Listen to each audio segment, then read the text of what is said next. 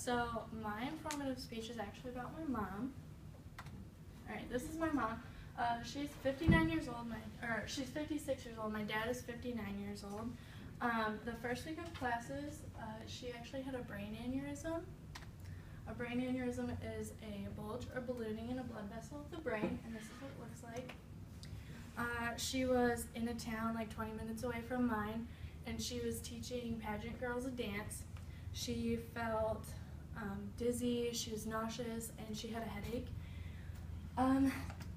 She went to go and take a break from the dance and she was feeling so bad. She sat down, she drank some water. She went to go get back up. She figured if I just push through this, then it'll be okay. I can go home, I can sleep, rest it off, it'll be fine. No big deal.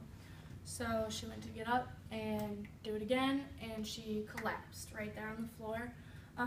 Her best friend called the ambulance, and the ambulance took her to Fort Wayne, which is about like maybe an hour and 20 minutes away from my house, and they then life flighted her from that hospital to another hospital, which is in Indianapolis, and they told her that she had the aneurysm and that she was going to have to go through surgery. So the yes right there is where they ended up cutting her open and closing the blood vessel, and she had 4 surgeries, 3 of which she could have died, and that was not fun. Since it was like, you know, first day of class, I was a little nervous. I actually texted her that day and I was like, Mom, I'm having a really rough day, I need to call you, I need to talk to you, and I'm probably gonna cry. So I called my dad instead, and I ended up crying anyway, so whatever, but for a different reason.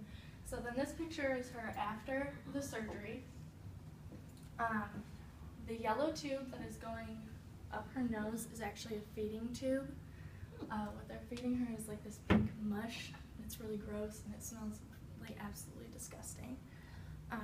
So from her surgery, the 3 steps to recovery: eating solid foods. She needs to regain simple body functions such as speaking, and then she has to go through physical therapy. So this is her just chilling. She'd just woken up like after the surgery, probably 2 days later. My sister has been taking pictures for me and sending them to me so I'm updated. So obviously, like, here's the feeding tube. She had an oxygen mask that she needed since she was really overwhelmed. Her brain still needed to be able to function and tell her, you need to breathe. So then this picture over here, this is actually a feeding test. So she has her apple juice she can drink, which is fine. She was good with the oatmeal because it's soft and it's easy to chew. The eggs and the hash browns, however, were a little bit too tricky. It was too much for her to chew, but she tried anyway. Obviously, like, there's the scar, and I thought that was pretty cool. I think it looks cool. But, and then the second one, which is speaking. She has trouble speaking, so.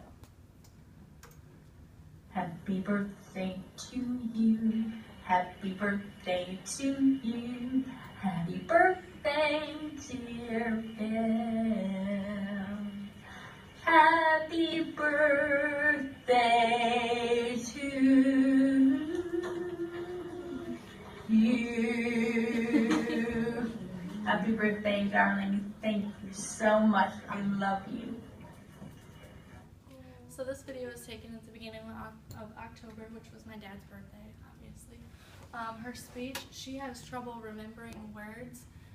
She was a very verbally literate person. She was great with her words. She used really big words that like, most people didn't know. So I thought that was kind of cool, but now it's really hard for me to have conversations with my own mom, just because she gets really frustrated thinking of words like, or even thinking of colors sometimes.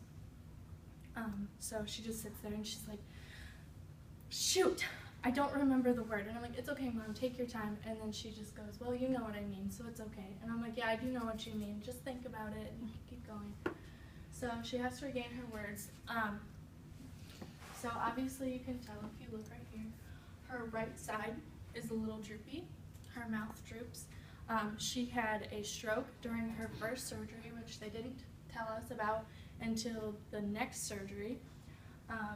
So because of the stroke and the brain aneurysm, It was on the left side of her brain, so the complete and total right side of her body is shot.